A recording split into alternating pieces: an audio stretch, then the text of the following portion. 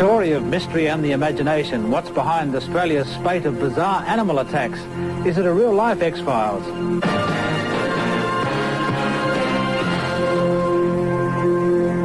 Yes, plenty of crackpot theories about that one. But Glenn Conley, next up, some loony claims that aliens are responsible for a spate of mysterious cattle deaths. It was instant death by what we could see, instant death. But what killed these cows? I just can't answer that one. What they think they're dealing with are creatures not from this planet.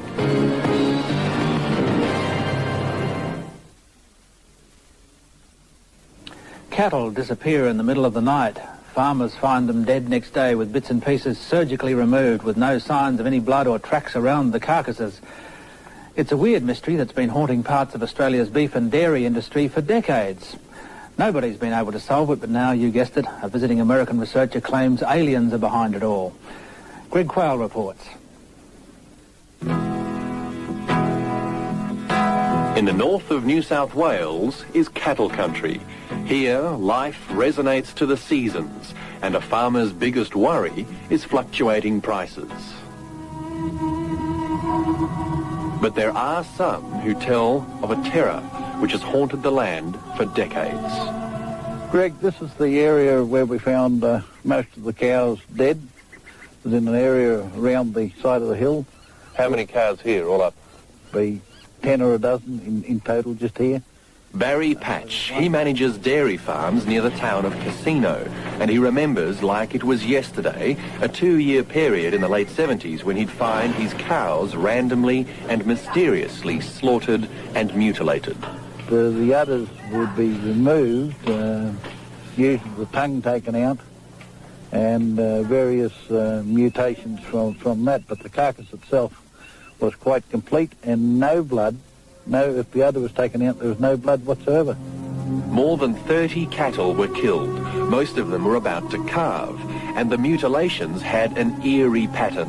Udders, tongues, ears. Sometimes the muzzle and the jowls were missing, and there was never any blood.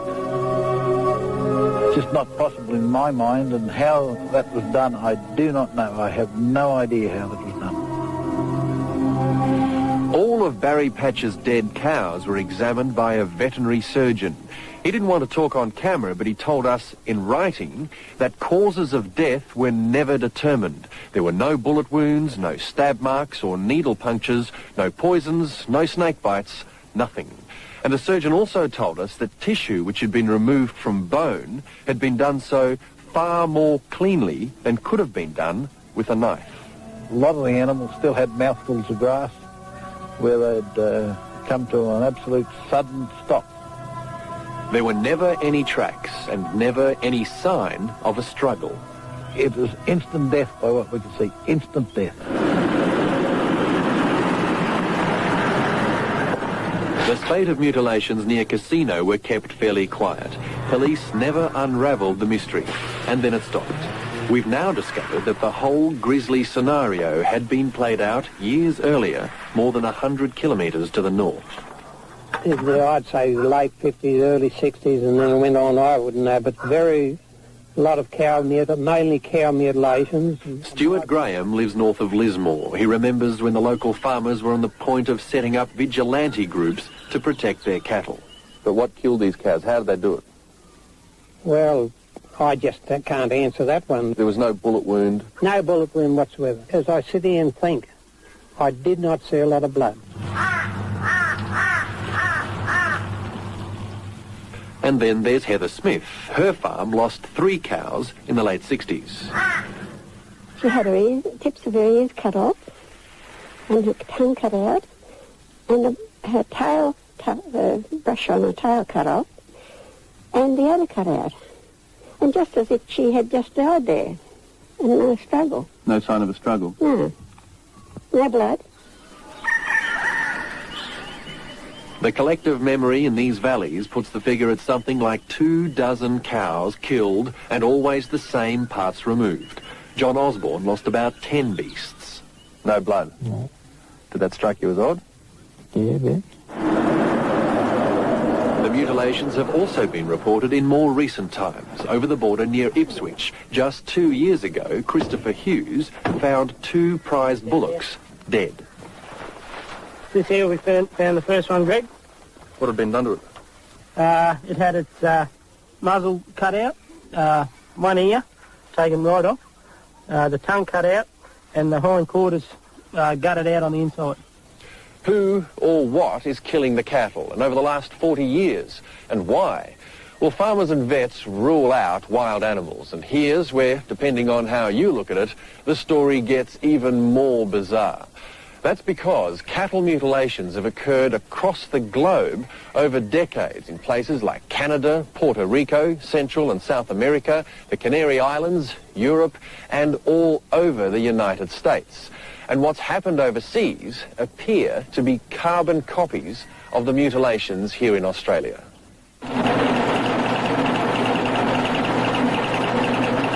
Reports of the strange killings were first collated nearly 20 years ago by an American journalist, Linda Moulton Howe.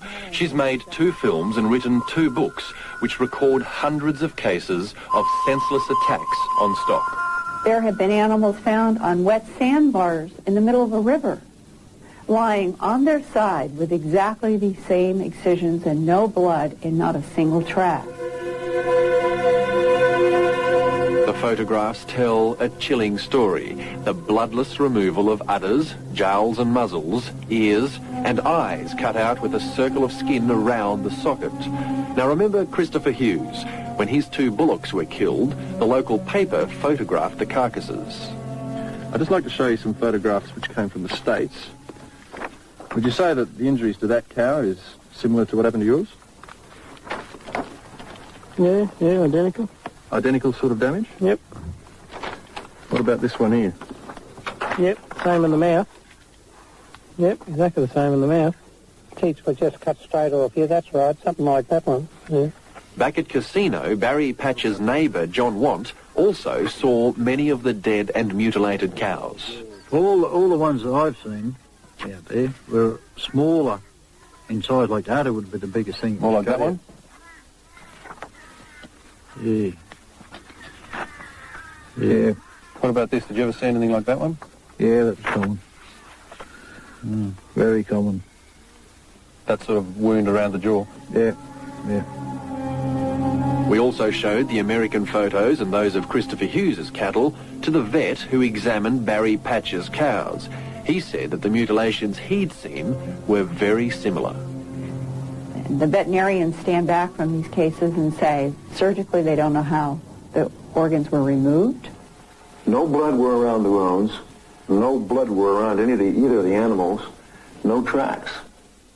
In Linda Moulton Howe's documentaries, investigating police themselves ask the incredible question. Who is doing this now is very possibly creatures not of this planet.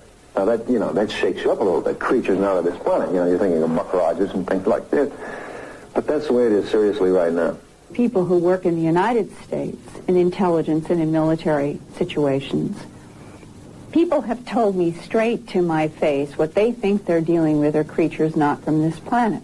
Almost nightly when this was going on, we could pick out a very huge brilliant light in the sky. One of the most dramatic eyewitnesses to what appeared to be an animal actually being seen rising in a beam of light was an entire family of 5 people outside of Houston, Texas in 1973. American biophysicists have tested grass under and around the dead animals and can't explain why the plant's cells have changed. The metabolism at the mitochondrial level in the cells is changed the same way from case to case. And pathologists have examined the animal tissue. They've definitely been cut with something that is categorized by pathologists as high heat. We can't say what the instrument is. There are people who link cattle mutilations to strange lights in the sky, that sort of stuff. You ever heard of that one? I'm going to tell you something. As I said here, and I was called a rat bag. Now, I had 5 years in the army. I'm not a rat bag, I suppose. Stuart Graham told us how 20 years ago he had an encounter with something in the sky.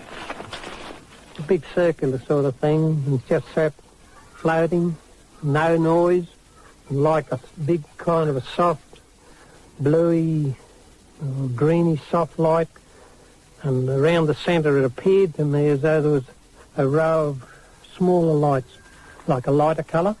A circle of smaller lights on around the whole thing? Yeah, around the whole, like little porthole things, like little